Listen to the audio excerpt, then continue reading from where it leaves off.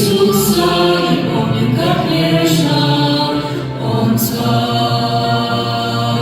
Спасение и счастье Господа нам не предлагал. На зов это чудный Спаситель услышал в ответ: Ты Бог мой единый, другого воистину нет. Моя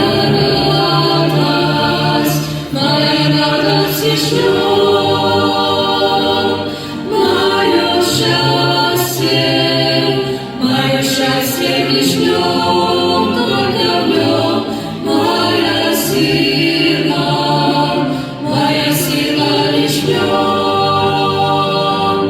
только в нем, Иисусе моем. И вот мое сердце наполнило радость о том, какое же счастье быть в близком общении с Христом. Хочу я, чтоб люди могли это все увидать, душою и сердцем Спасителя верой принять. Моя радость лишь в нем, мое счастье лишь в нем, только в нем. Моя сила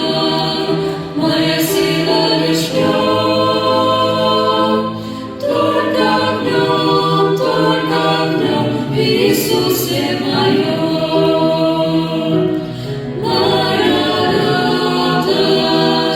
Моя радость лишь в нем,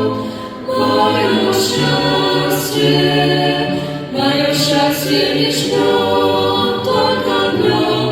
Моя сила